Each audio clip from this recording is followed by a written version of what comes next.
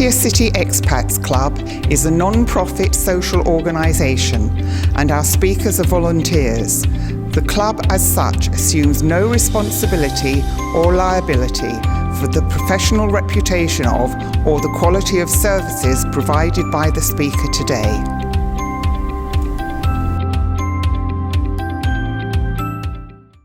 It's actually my job to waffle today, anyway. Okay, this speakers today, we have two.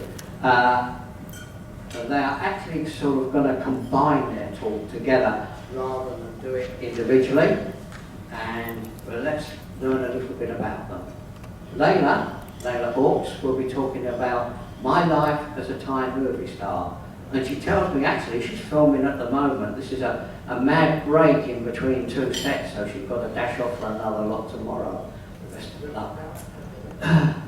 She points out it's less glamorous and less profitable than it sounds, but lots of fun. So she will talk about her experiences in Thai film, TV, fashion, print, and billboard advertising. She's been active in the industry in Los Angeles since 1975 and picked it up again here in Thailand after retirement from KLM in 2002. She's enjoyed cameos in various movies, including Hangover 2, The Mechanic, etc. She will give tips on how you too can start to become a star of film and TV and advertising. Now, James, I have an enormous Bible for you, which I've got to cut right down. Okay? Just say it. Otherwise we'll... Shush. Button it, Ren. Okay. Right. Ross Kane is a professional actor, musician and business advisor. He's also trying to write a book, and he says that's a long story. I know the feeling. I started trying to write a book in 1952, and I've still never managed to do it. Okay, he's done so much in life here. One of the occasions they started him off, someone thought he was a famous actor, and they came over and asked him for his autograph. And because of this led him to decide to take acting classes in hopes it would bring back his work creatively. He enrolled for an acting course and became friends with his people on the course. And his first theatre role was in Death Trap as a lawyer. And the director and the audience liked his performance and how he made the role sparkle. A month later, he was offered to cast for another role for an adaptation of 12 Angry Men. And from there, it's all been uphill. So I'd like to introduce Layla Hawkes and Ross Kane to come up and give their presentation.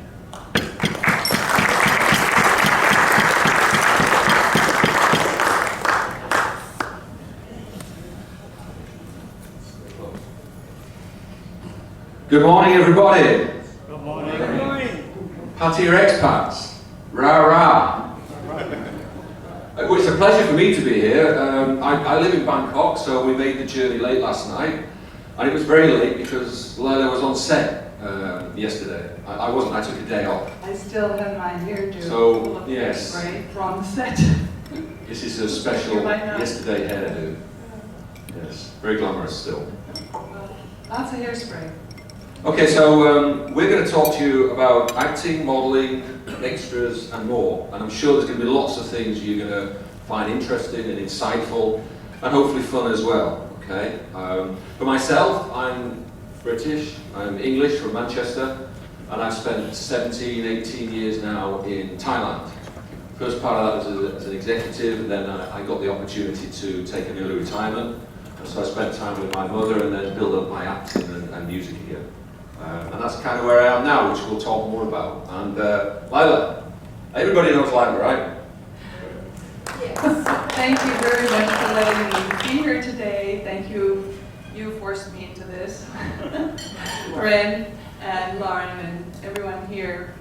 It's always a pleasure to come and be amongst people in Katia. I was born in Indonesia, studied in the States, sound a little American, but I'm actually Dutch. I'm from the Netherlands. And I'm really very lucky that I'm here now, 17 years in this beautiful country. And I really enjoy living here. And this is just a little bit of an extra thing that came my way through my daughter to get into acting and modeling.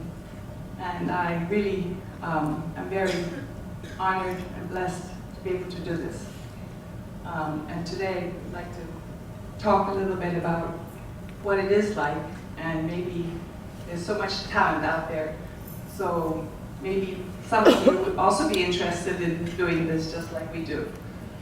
Here's our start point. And I love this quote. It's been with me for many, many years, even before I got into the way I do things as an actor, get into character development, but also in the way I've gone through my life. It's been I learned this way back in school days when we studied some Shakespeare. And it's one of the quotes and passages that stuck with me. No need to read it, I'll let you digest those words yourself, but I really honestly believe that we are all the stars of our own show. And every day you have that opportunity. And as you go through life, day by day, month by month, we have those opportunities to play very key and important roles in not only our lives, but also many, many other people's lives. And we can have such an influence by realizing the importance and the power we have as individuals in the roles we play as human beings in this world. Would you like to say? Just. I agree totally with what you say. Yeah? Yes. So we're getting excited into the psyche now already early on, so that's a different speech. Sorry about that. We'll keep it light after this. But it's that's kind of where I am every day. I see that, and I believe that creativity in everything we do every day makes such an important part of our daily lives. It certainly does, and we all have our role to play. And the funny thing is, if you put on a uniform, all of a sudden you become an actor who's a military person. If you want to put on your bikini and go to the beach, that's a different role. You have your mother's role, your real life roles, and yeah, acting is just creeping into something, but life itself really is a stage, and every day we act. Can I hear more about the bikini role? Well, you're had up. Okay, the dawn of a new beginning. Certainly it's interesting when Lila and I met. We had this discussion about how we started, and we'll come, I guess, through that a little bit later. But it changes the way we see things, and we have this opportunity all of a sudden to start looking outward from where we may have been as certainly myself as an individual. I got myself in a lost world, and then I found my opportunity to stimulate my creativity again came through acting, which basically brought me to where I am now in a very, very short space of time, which we'll talk about. So, I think then, Lila, please introduce yourself, and how did you start? How did I start? Well, I started way back when I needed to make some money to pay for university in America, and I started in Los Angeles, and my boyfriend at the time was at the film school, and I was at the Fashion Institute of Merchandising and Design. I started helping him out with his movies, and not as an actress, but cooking for the crew and getting involved in acting and seeing it from the outside. And then when I moved back here as a retiree from the airline, my daughter was at the same age I was in Los Angeles and went to ABAC University. And I said, well, why don't you get some self-confidence and do some acting and do some modeling and make some money? And she said, no way, I can't do this. And I kind of forced her. And because the acting industry, you have to go to lots of castings, I would go to castings with her just to make sure that she was okay. And the casting director says, you have experience. Was way back experience, but we need a grandma for Dunkin' Donuts. Would you like to do that? And I said, I'm retired, but yeah, sure. So that's how I got back into acting. through my daughter. Free donuts. Yeah. Okay. We've got another picture there as well. Is that anything? I mean, I particularly like this. This is also very nice. This is actually a picture of Tyler Horn. And I wish I could speak Thai. I could speak lots of languages. I spoke Arabic, Swahili. But at an older age, I'm not at the point where my hearing and my memory are that good. And I'm still, unfortunately, not very versatile in Thai. But Tyler Horns often need foreigners. And this particular one also, I was asked to play the foreigner role. And I love doing them because you really get to meet the Thai film industry and the Thai way of life. It has its drawbacks because as the only foreigner, you're the last one to know what you're supposed to be doing because everybody gives instructions and directions in Thai. So it gets very frustrating sometimes in that way too. But that's Tyler Horn picture. Okay. As for me, well, I brought along one of my friends. I collect things like this, many characters I collect. Does anyone know who this is? Anybody? He's actually a British character. So I'm not... I'm sorry? Oh! Oh! How dare you insult me like that? Well, he's dressed as a spaceman, so I guess Teletubbies kind of had some sort of zero gravity thing going on with them. This is a character called Mr. Ben, and he was very, very influential in my early life as a child, and it's kind of always stuck with me. And I had the opportunity in one of those daft grab things to get one of these, and I spent a terrible lot of money trying to get one of these things when I was with my young daughter at the time. Now she's grown up to 27, but my young daughter at the time. And I won it. It was really, finally I got it after, I don't know, about like, £30 or something I'd spent. And of course she said, thanks, Dad. And I said, no, that's for me. It's mine, Mr. Ben. Anyway, so then I had to get another one. And I didn't, I got a different teddy and carried on, probably spent close to about £80 to get two of these and another dog called Rhubarb. Which is from another cartoon. Anyway, the thing is, Mr. Ben used to every day, it was a cartoon series, and every day he'd be a stereotypical English gentleman, his bowler hat, and he'd walk into a costume shop, and every day he would choose another costume. And he would go into the room, change, and when he came out, he was in the setting of the costume he'd put on. And that's kind of the life of an actor. And the life we all play in certain roles, where we put on a mantle and we change and become something else. And this guy stuck with me all the time, and he's still with me. So there you go, Mr. Ben. And okay, so let me just fast forward completely from when I was a child, and let me talk about just picking up. And thank you to that introduction. And what's the gentleman's name? Is it Les? Where's Les?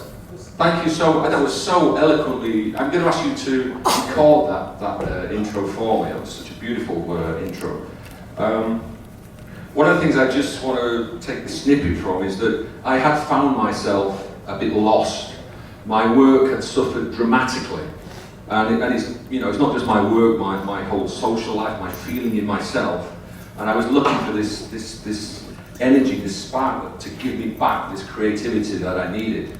And it was that particular evening when people asked to have my photograph taken because they mistakenly identified me, which I didn't tell them anything otherwise. They were tourists, so I thought, right, okay, I'll go along with this. And then later that night, I thought about it, and then the next day, and then right, this is it. I'm gonna do this. And believe me, whether you do or do not decide that what we're doing is for you, if you want something that's going to give you that uplift and spur you on, then go and join the amateur dramatic society, or go and start getting involved in doing something that's a little bit more outside your comfort zone, because you'll be remarkably amazed how rewarding that can be. Yeah, so I did that, and then my work improved, everything was great. A few years transpired. I'll talk a bit more about a movie that I was in. I did one thing, and then time expired again, and I finally finished my work, and I thought, you know what, I've got time. I'm going to pick this up seriously, I'm going to drive it as a passion, and I'm going to get into it. And within a short space of 3 years, I've got to where I am. I'm a recognised professional actor in Bangkok on theatre, and I'm asked to perform nearly every theatre performance that comes out in Bangkok. I can only choose a few because theatre is incredibly demanding, and if anyone has done any theatre, you'll know that. If not, to let you know, it's incredibly rewarding as well. Okay, we'll talk more about that shortly. But that's it. It's kind of 3.5 years for me, and the rise has been really dramatic. And it has been uphill as well. It has been difficult because it takes a lot of focus and attention. So that's really my beginning, how I got in. This is my first film role, which I'll talk a little bit more of. This character is called Kilroy, which is, I'll talk a little bit more about it shortly. Okay, so how did we meet, Lila? Because we've not known each other forever. We actually met. Would you like to pick up here? Actually, Ross said, I know you, and I looked at him and I go, even if you hit me on the head, I can't remember. But apparently, he did come down to Banampur with his, at the time, girlfriend, who was also in the movie The Hangover as a bridesmaid. And I was the mother of Stu, and they were in the area, so they came and visited. We met again on the set for Icon Siam. Well, there again. It's about 7 years have elapsed between then and now, right? Yeah. She hadn't remembered me at all. Well, I don't necessarily agree with our favourite memory. She remembers so many things, but you know, that's really I'm gonna have forgotten you, right? But Icon Siam had no clue what it was. I had asked Ross 2 times, what was it again? No idea. No idea. And we were in a green screen, which means that you act without really any stage or anything around you, and they kind of put you into the screen later. And we had this room full of glitters, and we were dancing around, looking at all the glitter and saying, oh, this is beautiful, and it was funny scenes, really, because we had no clue. Until about 6 months later, I was at the Oriental, and they said, oh, that's the new shopping mall, the Icon Siam. I go, oh, so that's what we were doing. And I went over there and I saw all this glitter around. I go, wow, yes, now I know where I was. So that's where we met. And since then, we've done quite a few things together. We'll come on to that. Yes. But what I wanted to show you here is something quite, Lila mentioned about the green screen. This happens quite often when you're filming. You as the character, you're told this is what you've got to do. So we have to just imagine that we're in an exhibition hall and we're looking at paintings on the wall. And we're talking, they matched us together straight away because of our height and I don't know what else, because we didn't stop talking, right? So, so they put us together quite like this, and we looked at basically a green wall, and they said, there's your mark on the wall, just look there, and just start talking about how wonderful this green painting is, right? So we made up sort of a conversation, and that was it. And what we'll do now is I'll just quickly tell you what they did with it, because it was fascinating even for me. You can see here, let's see, is that on? Yeah. This is the camera. The camera's just setting itself up into this framework here. And if you go to the next shot, that's I and Lila in our costume. I don't know what they were deciding when they dressed me quite like this, but yeah, I was okay with that. And anyway, so what happens is, now you'll see here, we have the back shot behind the camera. Now you'll see that they're focusing in on this area. This here that they're putting on the top is the roof, which creates a soft focus light through it. This here is one of those things you stick up your nose. The Thais walk around very often with them just like that all the time. They love them, those mental things. Anyone use them? Yeah, okay. So that's basically what that is. So you can get an idea of the size. And that's actually supposed to represent the size of a human being that will be implanted into this set, okay? And then here we go. Now we're getting close. This is what it looks like through the screen. And what actually is going to happen is that they're going to later superimpose Lila and I looking at this painting on the wall, okay? That was a green screen. So we're standing there, and what they do is they just take our images out and place it into this setting.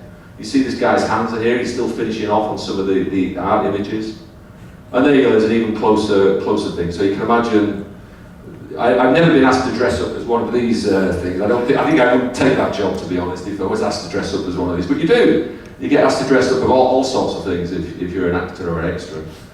Okay, so anything else you can remember about that? Yes, they took away our cameras and we were very Oh, lucky yes. to take these pictures, and they said all the cameras offset, so we're Yes. lucky to have a couple of shots before they confiscated our camera. Let me go to this. This I thought was really odd at the time. Okay, I don't know if you can see me here, but and I've got to keep this here, so it's a bit different. But my hands are kind of down like this. Okay, I'm just sat like. Yeah, can you hear me? Yes. There you go. My hands are like this, right? And I'm just sat here and, you know, just relaxing between the takes and things, and I just had a cup of coffee and put it down. And then I'm looking like this and I'm like, okay, she's quite nice. She's looking right at me, right? And she carries on looking at me. But she's not looking at me, she's looking at my, okay, well that's pretty cool, this is a good sign. Alright, so I'm looking at breasts and so, yeah, okay, give the buying signals, alright. And then she says, would you like a hand job? Excuse me. As we would, being polite as an Englishman, rather than jumping on her instantly and saying, come on, take me. And, yeah, have you ever done a hand job? I said, well, yeah, I mean, it's like, and I'm just completely not with her at all. And she says, you've got really nice hands, you know. Oh, by the way, I'm the assistant director. And, oh, shit, right? And basically, this is the close-up. So I had an extra day there. This was shot afterwards. This was shot a couple of days after the scene where Lyra and I were together. So I did a separate shoot just by myself to do this. And you can see that this is just a close-up of the screen. And then there's because me. he has beautiful hands. He does. Yeah, okay. And you'll see this is behind the camera. This camera basically is where the director sits, and he's looking at what's happening on set, and he takes different camera angles, one from this side, and they reshoot the same thing time and time again. And all I was doing, as you'll see when we hook up the video, is that I was up in this book at the front part of the video. And so, if that's possible, could we show that, sir? Yeah. This is the only, we need to break in for this. I had a few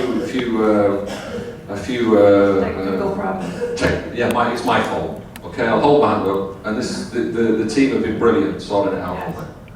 For me. So I apologise for breaking out just to do this. Because, คุณคิดว่าอะไรที่จะทำให้ความเป็นไทยกลายเป็นปรากฏการณ์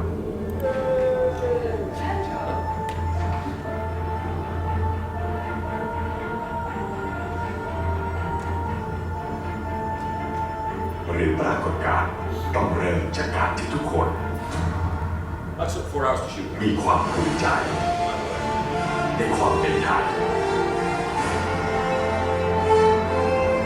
They're going to look very quickly. I'm going to point very quickly to where that scene in the exhibition hall was. อย่าผสมผสาน Get ready. อย่า Get ready. Here we go. There. Oh, did you see us? Did you see us? Oh, here we go. Look. Whoa, we're famous. Look at that. Oh, we've เพื่อ gone. ทำให้โลก Anyway, เรา that's เป็นไทยที่ยิ่งใหญ่ไม่แพ้ใคร It's actually a beautiful advert talking about the Thai story. The book that I was going through tells the whole story of ancient Thailand. เรียกพอกับพลังแห่งหัวใจไทยที่จะสร้างปรากฏการณ์เพื่อสะกดทุกสายตาโลกไอคอนสยาม Wow. 2 minutes of film, and it takes days to put it together. And once you see the end product, I'm always really impressed with what they actually do, or are able to do. Thank you guys.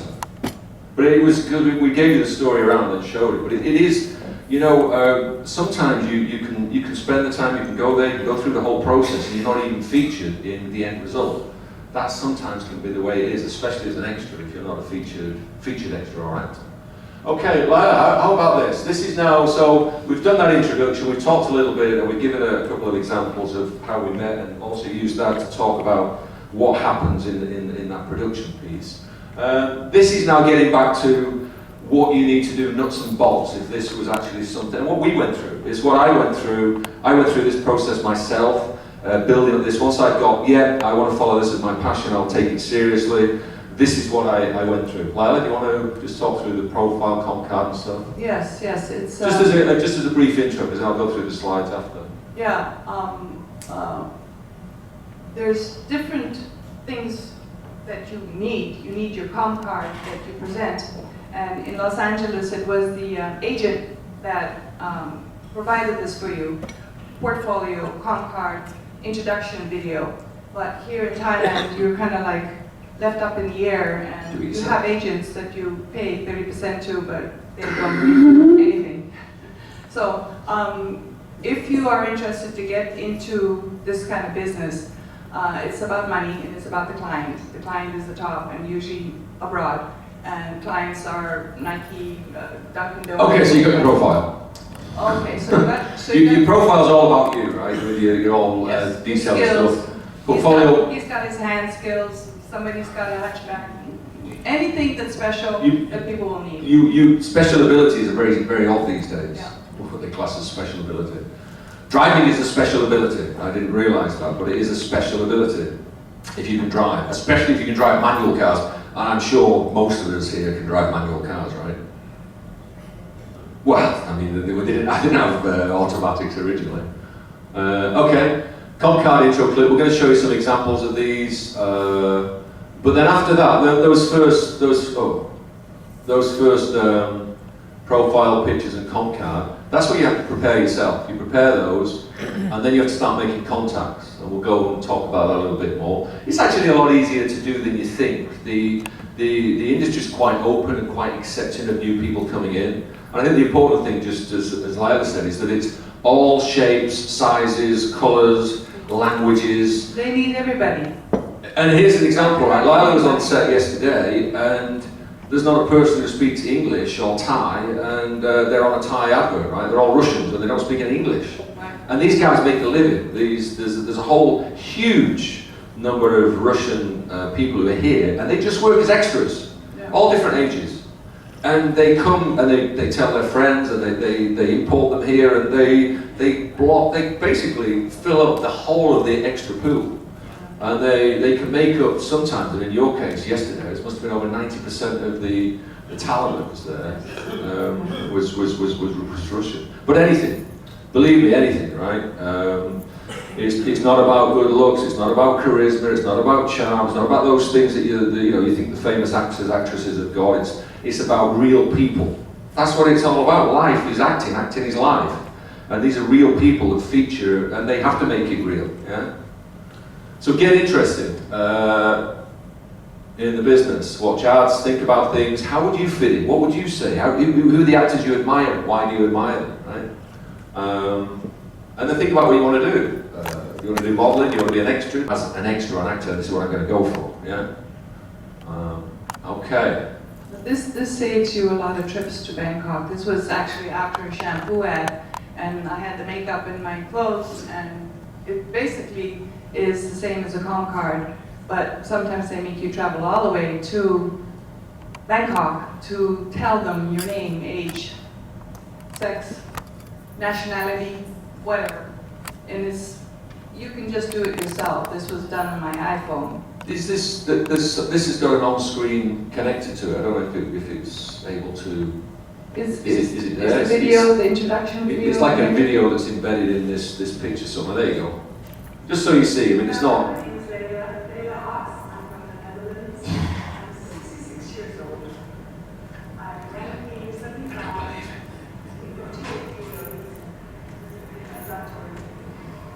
Thank you. 45 angle, front angle, that angle, full length face, and that's it. That's all they ask for. And believe me, that has got her a lot of work. So it can be just like that. You can set the phone up yourself, you can do it, and you can edit it a bit if you're a bit smart. But that's what they want to see. They want to see a real person introducing themselves and let them do the rest. They will decide. It can be as slick as you like, something like that, an intro clip. It makes no difference. If you don't fit the profile of what they're looking for, forget it, right? Aha! Expression is everything. So one of the things that I find as in life, people always, they'll look at you and they'll look by your face says everything, right? Your face can say everything. And expressions matter a lot. And some people over-express things. So if you're going to get into this, even whether you're an extra or an actor, whatever level, then it's very useful to practice your expressions. And just sit in front of the mirror, practice. And there you go. This is all done in one photo shoot, rapid fire after each other. And when this was done, these kind of things were posted. They get posted on these photo sites. I don't know if you've ever been on there, if any of you work in creative or PR where you need to take stock pictures or shutter stop or something like that.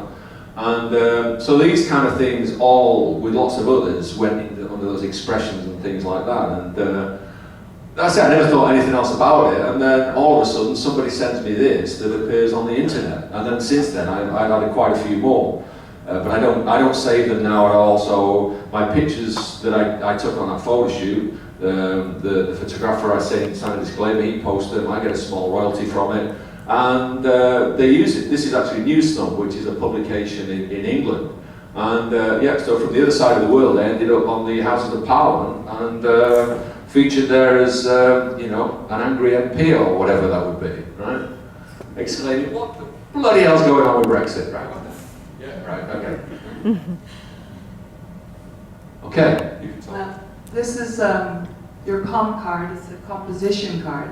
And there's two types of composition cards. One is, as you see, your 45-degree angle left, right, front, full wing, and your face. And again, this was done a few years ago. Nationality, your age, your height, and weight. And this is what you leave behind after you go to a casting. Now, castings are usually 40, 50 people. You need a lot of patience, and but it's nice to meet lots of people like we do here. You get to talk to everyone, but this is what you leave behind, and that's what ends up on the pile, and that's how the director and the producer chooses together with the client who they're going to give the job to or who not.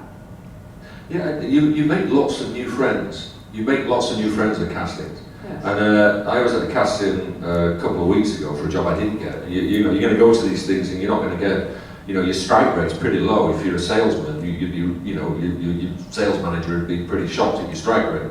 But that's the way it is.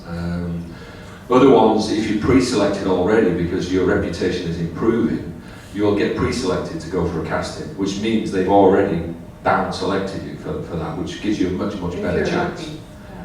Yeah, but then that's about being able to, that's about many things actually. But yeah, I was at one, like this, I just say a couple of weeks ago, and there was this group of people in their 70s, right? And they were going for the grandfather role in this performance. And they're an extra, they're featured extra, right? Along with the rest of the family.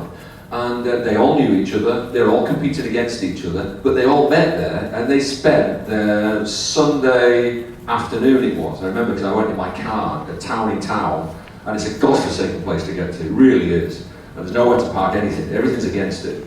But that's where a lot of the entertainment world resides itself. So I was there and it was packed, it was absolutely packed, this place, it was shockingly packed, and I was like staggered by the fact there was 40 more people before me to go for mine particular casting. And so you've got to take something else. But the thing I'd like to say is these people were there as if it was their Sunday afternoon get-together. And they were all there, they brought some canoms and stuff, and they were sat there, and got a couple of flasks, and it just reminded me like they were in the park together. You see groups of people, they meet up, let's meet there on a Sunday afternoon, we'll go and do this. Well, these guys meet at a casting. You can go to that casting. Oh, great, okay. See if Fred's going as well, and Julie. Right? Okay, come on, let's go. We'll all meet there. That's what they do. It's lovely. Well, this is the other com card, and the other com card, what they asked for is that this was for a particular agency, different looks. They're looking for not just your 45 degree, but they're looking for different character looks. Yeah, this one's very standard. Yes. It's a very standard one that's lock stock. You know, if you go to a casting, they take these pictures as well. They take every time they'll take these pictures. No matter how many times you go to a casting, they'll take this type of picture. Yeah. But this is like lifestyle. It's a lovely compilation. I love this collage of shots actually. Yeah, and it's different. It features you in roles that you're playing, whatever those roles are. Yeah. Alrighty, making contacts quickly. As I mentioned, there's lots of sites. I just pulled off a couple here for you. This is one that's called Casting Calls Thailand and the Far East. And basically, if you go on and just look acting, you look at extras, you look casting, whatever you want to do, you'll see it. It's very quickly to find it, especially on Facebook. All these groups have got Facebook. You go on there, you ask to be a member, you get accepted, and then you just build it up, and you get yourself posted on there. And then further down, always down here, everyone goes on these sites and they post the jobs. They post the jobs everywhere. And then also people, this is a friend of mine, this guy was in the cave with me as well, and he's a British actor, and he's coming over to Thailand, so he announces, hi guys, here I am, I'm coming back on the 30th of October, I'm going to stay to the end of the year, I'm here for work. So he's coming from the UK, and he's coming here and he's going to work in Thailand. For over that, he's making everyone aware he's going to be here. And so he's already started working on getting castings while he's in Britain before he comes back, before he comes to Thailand. Yeah? And of course, the premium entertainment network place where you should be is here. Well, that's my Facebook group.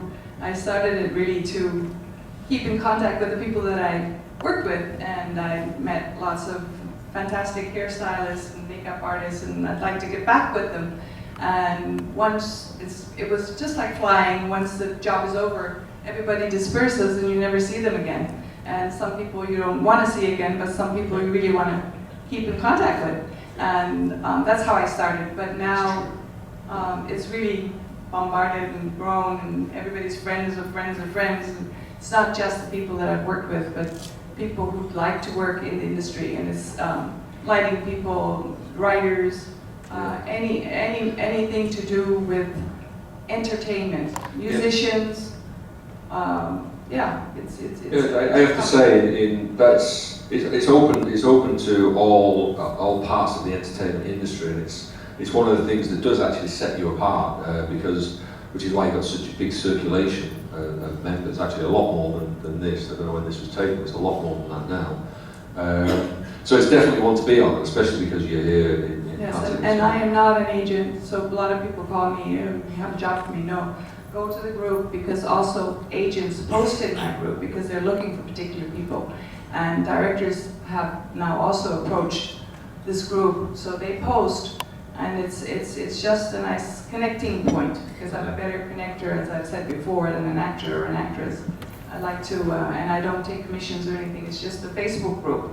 You have your Facebook page, which is actually where you put your work on. It's like portfolio, it used to be a portfolio. And you have your personal profile. Now, don't ask to befriend me if you don't really know me, because that's for friends and family. But these groups are really very helpful if you do want to be getting work that way. Okay. This is now a fast track section for Lila and some of the things that she's worked on without me. This was with you. No, this was, but I mean this section. Okay, this was with me. Yeah. That's why she looks so radiantly happy, because she was with me for that particular day. She was like, hello everybody, this is my palace. Which it did look like, I must admit. She was up on the balcony of this place where we were. Well, this set was kind of funny, because they didn't warn us, they didn't give us a storyboard, or they didn't even give us any clue, and they put us on set, And this is for The Serpent, a movie, UK production that will be on Netflix, I think. It's about a serial killer. Yeah. But anyway, we were put on set, and they said, okay, you're at the Dutch embassy. I was the only Dutch person in the whole area. You have to waltz. So we looked at each other and said, it's been years since I waltzed. Do you know how to waltz? And we had 2 waltzing instructors. They were really hip-hop instructors. So we looked at each other, and there's a band, but it's all mimed, so no music. And we were there, 1, 2, 3, 4, 1, 2, 3, 4. But once we got, fundamental mistake there, which is why it was quite difficult to start with. But anyway, it was yeah. But it was fun in the end once we got it. That was great. And they had some, I don't know how many extras, they must have had about 120 extras. And the crew, the room was 3 times as big as this big hall where Lyle's on the Full of just extras. Full of extras, the crew, and the actors, okay? And all the costume. A huge area, I mean, we've got some pictures, but we've not got time to show those. But a huge area with all the costumes. And of course, when we go for our This fitting... was this week. Yeah, this is just this week. It's just this week. And this is the costume she wore. Beautiful nylon piece. Yeah. It was 1975 that it was playing. The serial killer, by the way, is still alive, I was told. Yes, he is in India. India, or no, was it Nepal? Nepal. Yeah, He's in a prison in Nepal. Yeah. And I wasn't going to join this particular production, but it was a BBC series, right? It's going to be a BBC series. And I thought, oh, we're going to meet some really impressive directors. And they are. The team is immense. And the actors are all A-class actors that are actually been brought over from the UK to do this production. We didn't do any scenes with the Serpent himself. That wasn't our, we were in the embassy. Anyway, Lila, over to you. You've got like 7 minutes, okay? Oh, well, I'm very diverse, so I'm not really an actress. So I'm also a model and end up sometimes on covers of magazines, and here in Thailand you really don't actually know where you end up on, because I never knew I was on the cover until a friend of mine said, oh, I went to the doctor, and I think it's you, Layla, on the cover. And I looked at it and going, yeah, that's me. Just in case you don't know. In case you don't know, that's Lila there, right, with a miserable face. Yeah, and we were, we did the shoot, also, story on itself. My daughter dropped me off, and it was like full of trucks and cement and everything else. It was where IKEA was being built, so you can imagine how many years ago this was. Make it back now. And then there was this truck, and they said, well, these are your outfits. And I looked at them, and there's Louis Vuitton, and this one is Louis Vuitton, Chanel, you name it, the most expensive, exclusive clothes, but nowhere to change, and bloody hot, and in a site full of sand and everything else. So it was really, I'm like, what are we doing here? Yeah. But when we finally, got it together, I ended up on a cover of a magazine, and never knew. There's 3.5 minutes gone, you said. Well done. Does anyone recognise what Lila's dressed as? Well spotted, sir. You gained the award. Lila's born all the way since she did this photo shoot to the day I looked at the picture. She thought she was a tiger. And it doesn't even look like the spots would be leopard, by the way. Yeah. But actually, no, it's nowhere. It's actually not even a cat, not even a leopard. Very observant. It's a giraffe. Yeah, you can tell by the legs, right? Look, you've got giraffe's legs. Moving on, come on. Oh, this is fitting. So if they have like a big shoot, they have a fitting beforehand. And these pictures of the different styles that they want you to wear on the actual ad. This was for Noble Tunchit. And yeah, the hairstylist, I have long hair by the way, and the hairstylists here in Thailand are just incredible. What they do with your hair and with your makeup. They make you look like an Indian and Chinese or whatever, and here they make my hair really short. So from modeling to film? Modeling to film, yes. This is The Hangover 2, which was not really interesting as being an actress or an actor. You have to blink your eyes. You'll miss seeing me. I'm in 4 scenes. But the whole... No, you won't. She's so tall, you can't miss it. blonde hair, right? But the logistics of being a part of such a production are just incredible. It's really amazing how 3 resorts, thousands of people, huge budget, and how they put it all together, and to be part of it, to be in it, is a movie of itself. How were we on set for the part you did down there? She was in Phuket, very nice Beautiful, resort. with the... Really nice, I was I impressed. was so lucky. I was at the Pulai Bay, called Ritz-Carlton, Yeah. Pulai Bay. That was 3 weeks, because she mentioned how I met her in a different life. I was going out with an ex-Miss Thailand at the time. We were engaged, separate story completely, but that's how I got to meet her, because she was on handover too. And she introduced me to Lila when we were in the area. We came over to somewhere where she was having lunch with Here some in people. Bangalore. And so I know, because she was on set and she was in the same scenes as you. It was the wedding scene. Wedding scene. And for the part of the film that they were in, they were down there something like 3 weeks, almost 3 weeks, right? Yeah. Getting paid every day, and it was just like flying. And there we go. And that's me with my son and Paul Robert. Paul Robert is also a real actor. He's lives in Bangkok and does stage acting, which I call real acting. What I do is film acting is not really real acting. It was a wonderful experience. Now, you ready for this?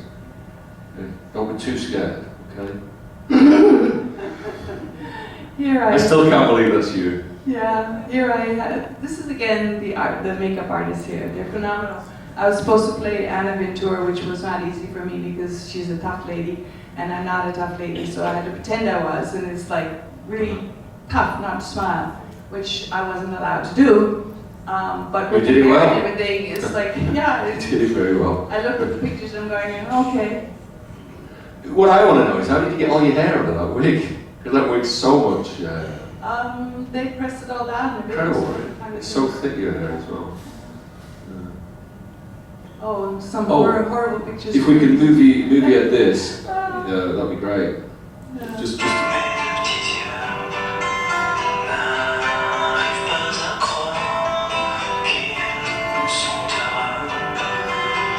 A little bit of a smile there.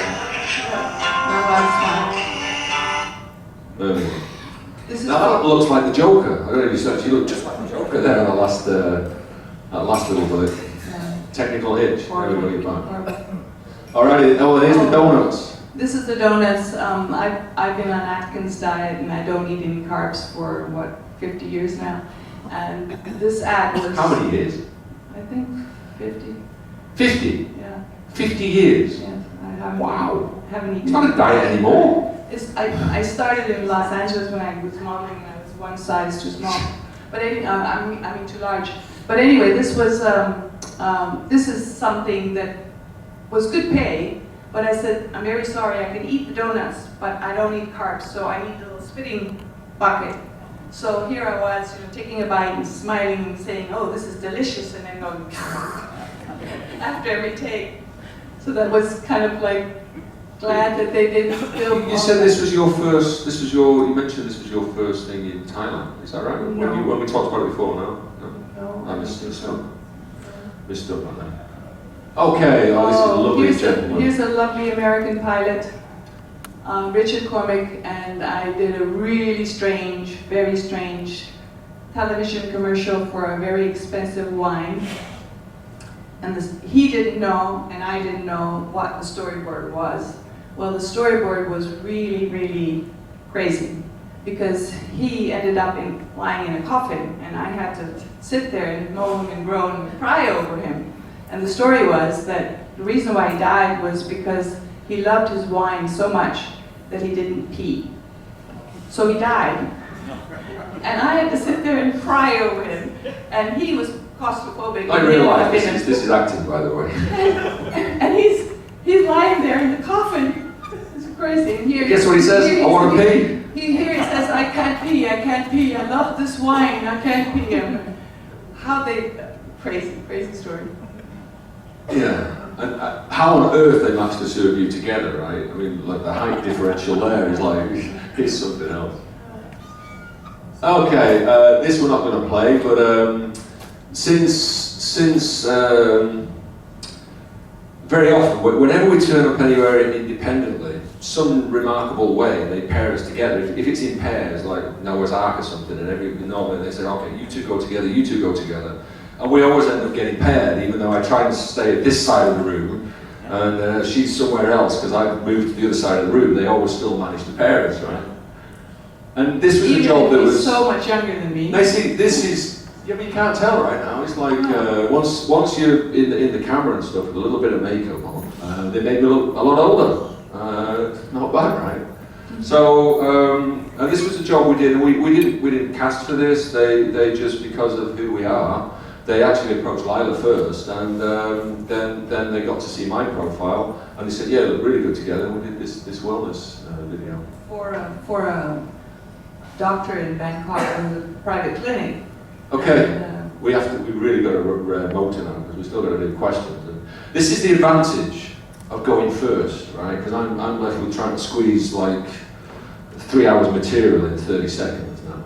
All right, so we're not going to spend much time. That's a typical set of which when I did Soul Transit, I'll show you. I spent all my time in a set like this, of which Soul Transit. Soul Transit. I'll come on to that, but I had to just imagine the world around me.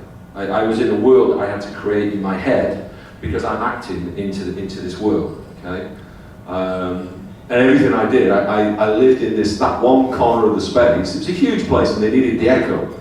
The echo had to be the sound of being in a big auditorium, talking out to a huge audience of millions. Right. So, okay. So, bit behind the scenes. Okay. Lila's already mentioned storyboards. Storyboards are something that are really important. They track the story along and keep all the team on track of what scenes they still have to do. Because nobody ever shoots the story in the sequence of A to Z. They're going to shoot all different scenes at different times, and then they piece it together. And that's the way it works. Okay. Bit more. Very different from stage acting. Okay, this then. The storyboard is the general thing. This is what the actors get specifically. So this is called a call sheet, and it has the information on the date, the time you're going to be there. It tells you about the scenes that are going to be shot during that day. And in this case, there was only two actors on set, this was for Future Sex, and it was myself and Tua, who was a Swedish model actress. Behind the scenes, you'll see this is makeup being done. Yeah, Lila and I. This is on the cave. I don't know where that is. Where was this? Okay. So they created, because for the cave, we're on set in the middle of Saigon to recreate cave diving, because we couldn't be at Lager on. So we were in a cave on set, and there was nothing there. So they had to bring the whole place for everything, right? For people to eat, rest, change, and makeup. So they had to bring all this along, and these were all in porta cabins.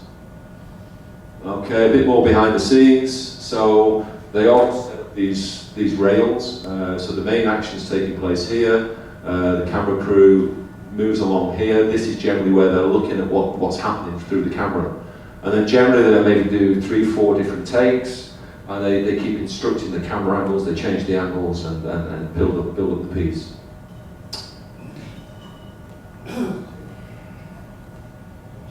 Okay, and there's me. Everyone, all actors that are on set, they mic you up in different ways. The key way for close contact is you have to have the microphone hidden on you somewhere, and it's a very small piece. I don't know if you've seen these things that hide behind your shirt or behind your neck or go somewhere around your ear, depending on what costume you're wearing. And then there's a small transmitter which has to sit somewhere in your costume. And yeah, got caught out there. Okay, could you at the back just tell me, have we got 5 minutes or 8 minutes, or just so I know, because we started a little bit late, but not that much late. So 8 minutes more. 8 minutes more. Okay. I was hoping he was going to say 12, but never mind. All right, here's my first performance. Sorry, is there anything else you'd just like to say before I move on quickly, try and rattle through some stuff that I've done? Okay, so this I mentioned in my intro. This is the first piece I did. I was still working in my executive role at this time, and I took a holiday to do this, and I did all my rehearsal, and the character, I got called to go to the casting. It was someone that I'd been acting class with, and he took me on this thing. I went to the casting in the park next to Emporium. I can't remember what that little park's called, but anyway, I was there and I did the casting for it. I got the job and I created the character, and I also helped them rework the script because the script was in its basic format. This is the poster, and you'll see as I go through the piece where we ended up. This was shot. This was shot in 2013. Okay, 2013, and came finally to air, as I'll show you. Okay, this is the same place that I showed you before. If you remember, that was here is basically that shot I showed you from behind the scenes. Yeah, and this is my role was I was a host of a talk show, and I invited my guests on, and it was in between life and afterlife. And I was talking to them about anything else you want to say before you pass over, kind of thing. And I'm the host, and you don't know what my character is, you don't know who I am, and I have this huge range of different characteristics, which it was quite easy for me to do in one instance, because I just personified everything that was myself and took it to every extreme. So my charm I took so far to the charm side, my egotistical nature I took so far to this side, my sort of smarminess and my aggressive sarcasticness I took to another extreme. But I also showed an inner feeling of something that's going on, having an internal battle with himself. Anyway, it's quite a great job. It took because we had to go through for this particular production. It was going through Kickstarter to raise the funds, and it took through post-editing. It took so long to get it ready to the screen. This is a promotion shot that was actually part of the film. And that's me backstage just playing around, practicing some moves, because the character dances as he comes onto the set, into his show, and that's me afterwards. It's my first. I was so absolutely elated, and I'd been in that place there for 2.5 days solid, for like 14, 15 hours at a time, home just to sleep briefly and then back again. But the thing is, you're so tired, and you're there, and you can be there for 12, 13 hours, but then when it's your time, you just come on and just bang, you just deliver it. And it's quite a remarkable feeling that you can find this in a piece. And there we are. The film was launched this year, so I've been shot 13, early part of 14. It came out 2019 this year, which coincided with quite a few other things with my last 2.5 years of building up my career in acting as a professional actor. So I went over there for the red carpet treatment. It was very, very nice. It was a wonderful event there in Hollywood, so there you go. Okay, now, I love, theatre for me is the thing that makes you a real actor. For me, it's the real acting. There's nowhere to go. You've got to know your character, you've got to know all your backstory, you've got to know who you're going to be, and you're living in the moment. When you're performing, you're in the moment, living it, and everybody's there watching you. You're interacting with the other actors, and you've got to know your lines, and your lines are going to be natural, and you've got to be the character, and it's just quite remarkable. So this, I'm going to talk you through briefly a little bit of this in terms of just how I go about creating myself as the character. I go to the extent of where was I born? What was the background when I grew up? What was my parents? What was the culture? Where did I end up? What were my moves through my career? Did I get married? Did I have children? Okay, and I built the whole of that story to get me to be the character. What's my personality? What are the things I'm going to display? And also, you're going to do that within the way there's some presets for the character also. But rather than just does anyone know the film 12 Angry Men? Has anyone seen that film? It's an incredible film. If you've seen it, you'll know exactly what I mean in terms of this courtroom drama. I've not really got the time to explain it, but there's a show-off basically between juror number 3 and juror number 8. I played juror number 3. And it's a fascinating piece to do. And there's one of my monologues that I had to deliver, and also you deliver it while you move. This is one of my last monologues where I break down. So I take the audience on a complete roller coaster, where they will feel non-committal to me to start with. They'll get to hate me, they'll despise me, And then at the end they feel sorry for me. And I get people to cry with me through this piece. There's a scene that I actually wanted to do it on stage, but we haven't got time because it's a fascinating scene where you can see there, this is a real flick knife, and there has to be total trust. And when you see these really good choreographed fights, there's a lot of trust that goes on. And likewise here, because I'm using this real knife and I go through this action, and it's actually a lot more shocking than the original film, the trailer of this scene. And I had to rehearse this a lot to get this right, because it's got to look real, and then the ability to stop at the close point. This is a stock shot for PR.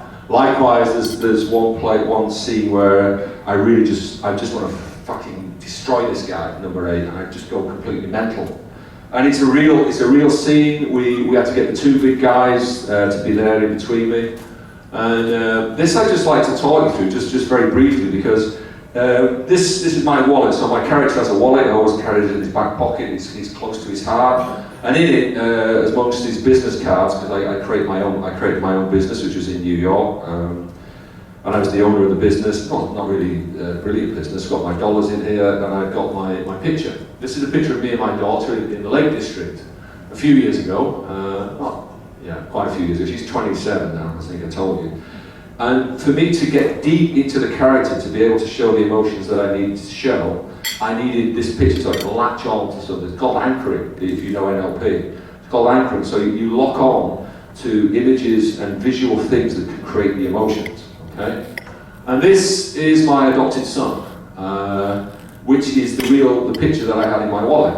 Okay? And this is the picture, but I needed my real picture behind it to know. So I just basically superimposed this coloured child's head onto the picture, and he became my adopted son.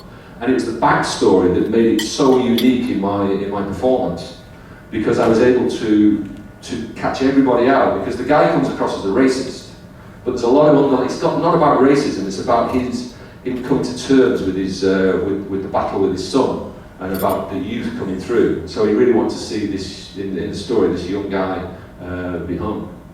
Okay, and I won Best Actor in a Leading Role for the 2017-18 for my performance, which really started my career. And I have to thank this guy who was the director, Lonnie Berry, who gave me that opportunity to prove myself in such a leading role. Okay, Bangkok Days. Can we play this link? I'm only going to play 2 links now. This is one of them. We haven't got time to play all the links, unfortunately. But this is a nice link because it's another Thai thing. It's 2 minutes long. So, does anyone know the book Bangkok Days? Lawrence Osborne. กรุงเทพมหานคร อามรรัตนโกสินทร์ มหินทรายุทธยามหาดิลก For me, Bangkok was the night. Good. Now you're here.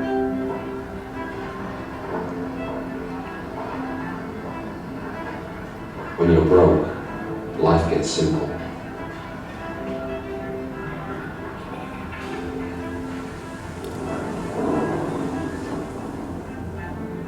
You know, a long time ago, I was in the same predicament you are. I wanted a place with no streets, script I couldn't read, total oblivion. Walking was my cure. A cure of disease. Want to keep. But I like the word cut. What's the lovely word? Sooner or later, a beautiful woman will come up to me and she'll ask me, what is that? All the din, the clamour, and the motion were a clash of hunger for life, exasperation, jaded feigned surprise, all driven by haste which seemed to explain everything. Is it possible to love another human being without being devoured? Nothing is real if somebody ain't watching.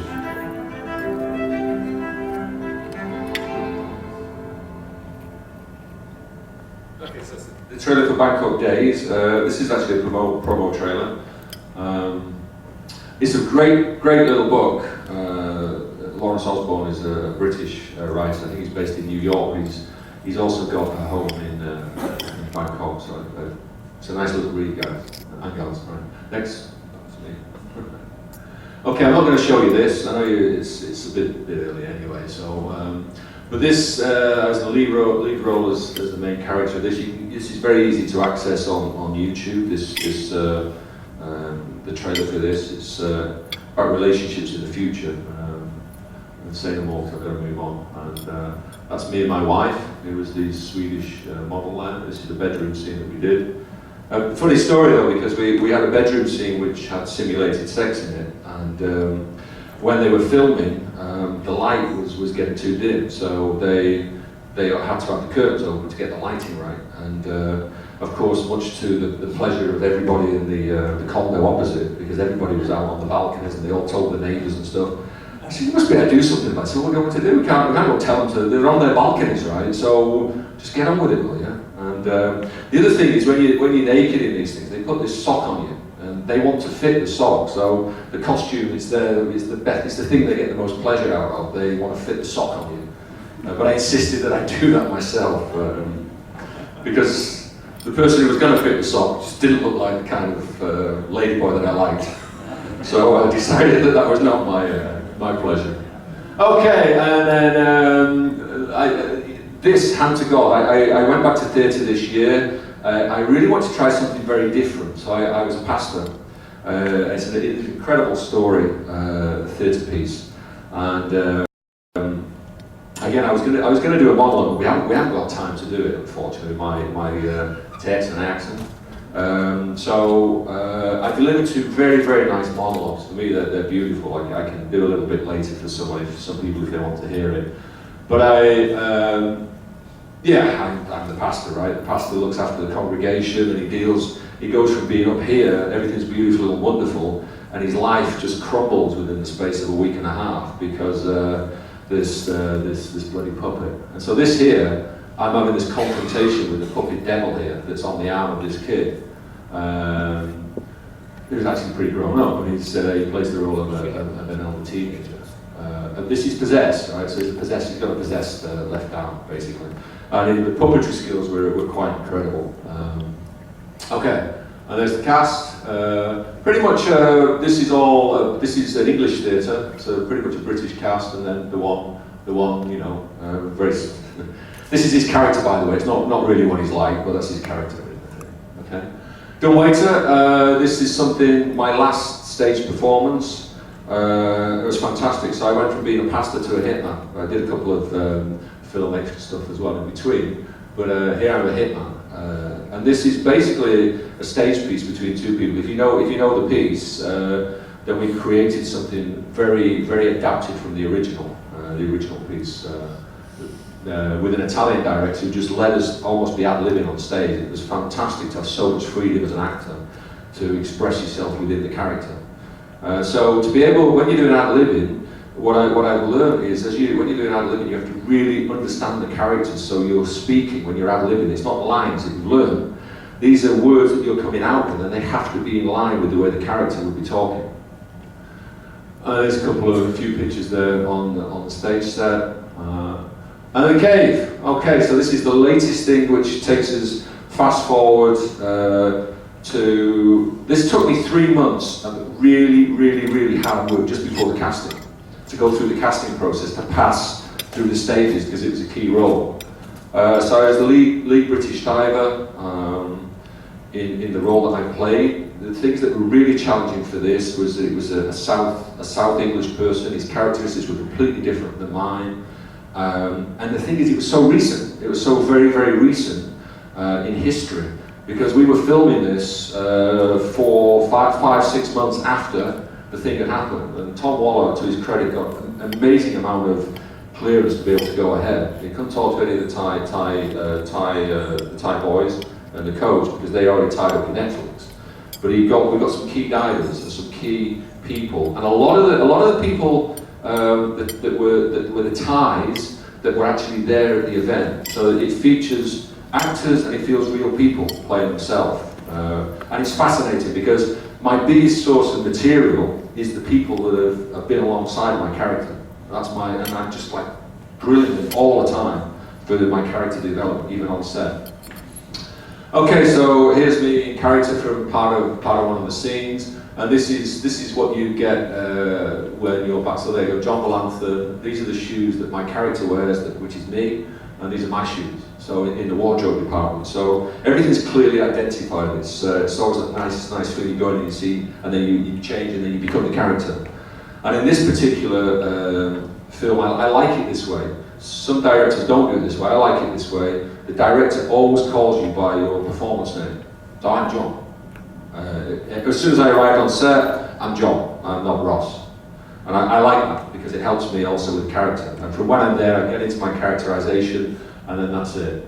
And then this is what they call the hero walk, where the guy. This is when the lead diver with Rick, his partner, his diving partner, they first come out of the cave and they found the boys. And this is the one that was publicised quite readily. There was 165 extras in this one scene that all crossed all over the place with this walk, just myself. And so they all had to be prepared, all had to be ready, and then they all had to walk and do the different things that they were doing for this one scene.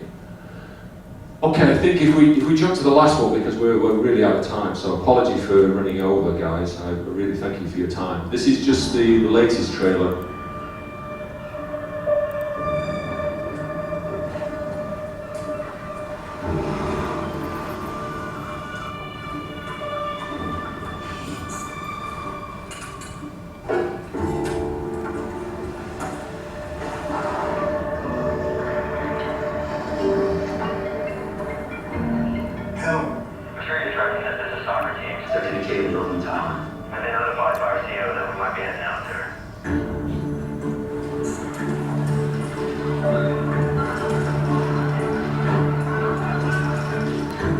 Where the Wild team entered the cave, and this is where we believe them to be there now. But if they're still alive. A Thai Navy SEAL diver has died. They're trying to save 12 boys and a coach trapped in a cave system in Thailand. What were you thinking before you went to Thailand? Why would you go to Thailand? Several civilian divers have been already called on to help with the rescue efforts being mounted by the Thai authorities. Thais won't let anybody die past June 3. Not after they lost one run. Why would they approve this plan when you own 2 drones below 13? Each of the lead divers will take one buoy and lead them from chamber 9 to chamber 3. There's one way in, one way out. You know, those must leak. Those boys will drown. I'm live outside the Kamorn Cave Complex in the northern Thai province of Chiang Rai, where signs are mounting that something may have already begun. He doesn't want to take responsibility for your safety. He's looking for someone else. Don't worry about it. We can take care of ourselves. We're gonna die now. Not a word about this to anyone. All right, gentlemen, it's on. What are the odds? Not all these boys might make it home.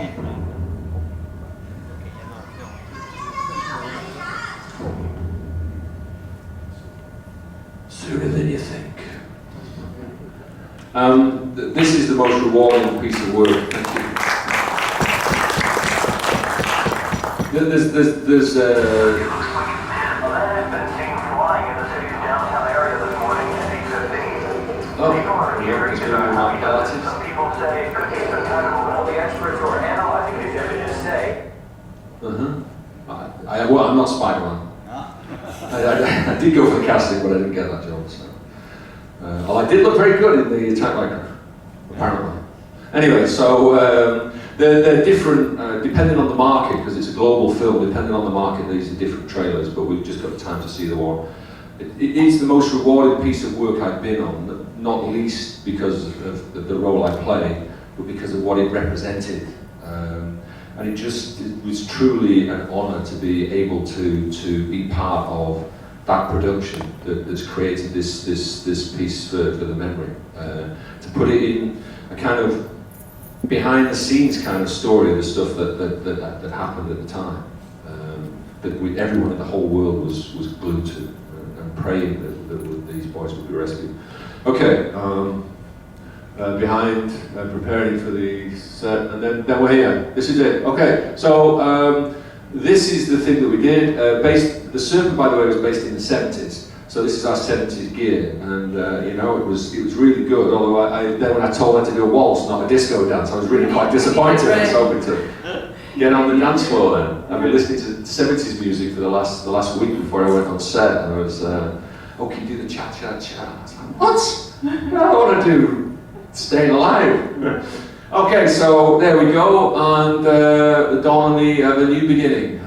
How would you like to start? So I think we've got some time for some questions. Lila, is there anything you want to close on? Any questions?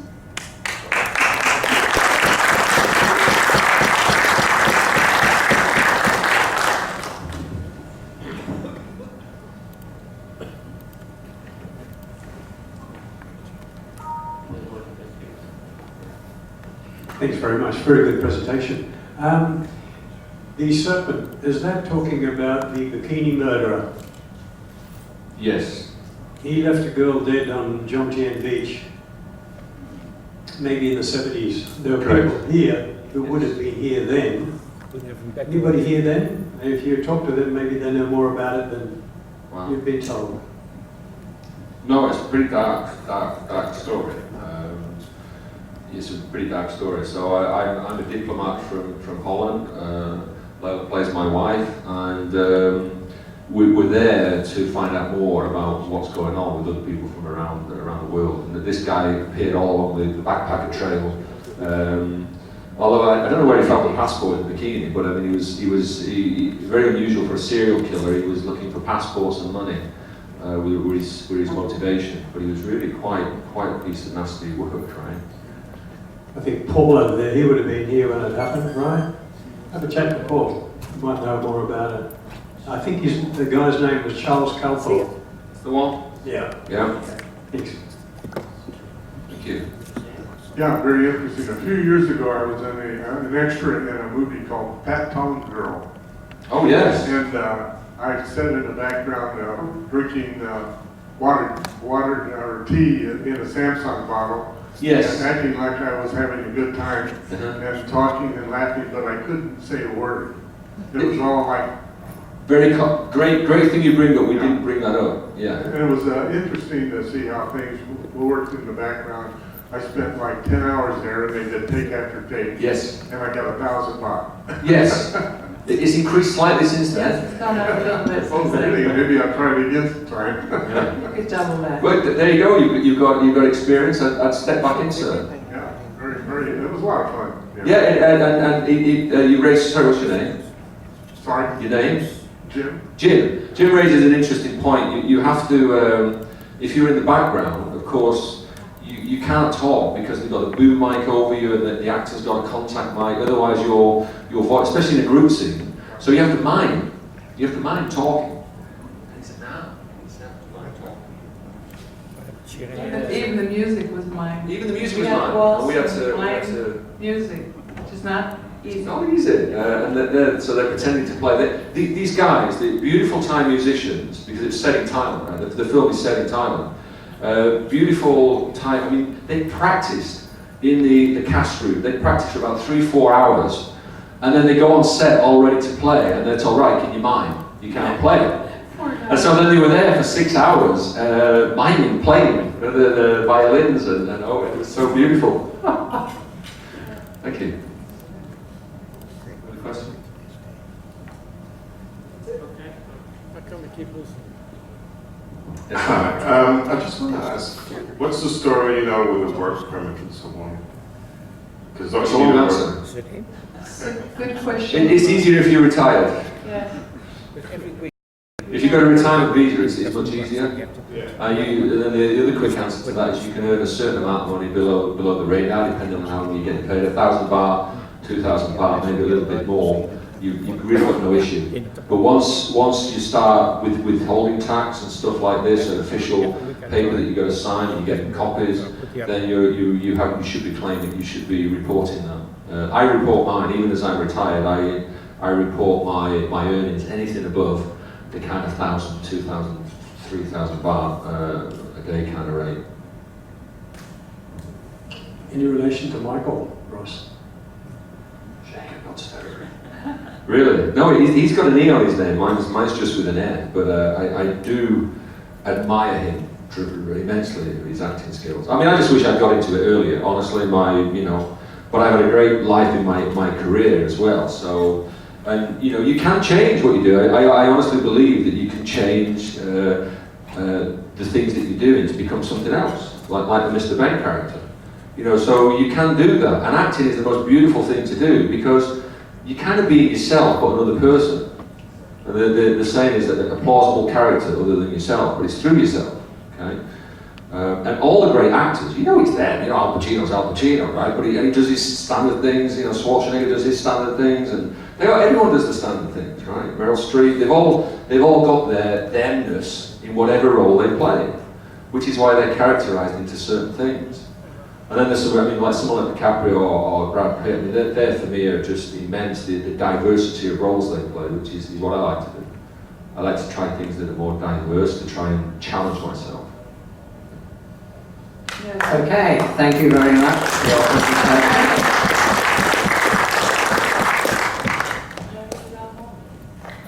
We have a little token of our appreciation to both of you.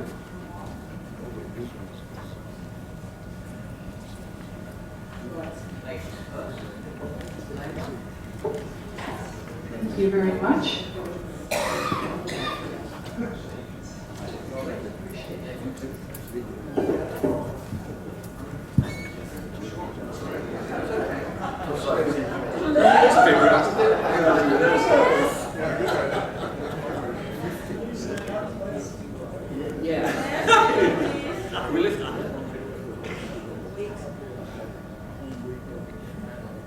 I feel like the little fella in the middle here,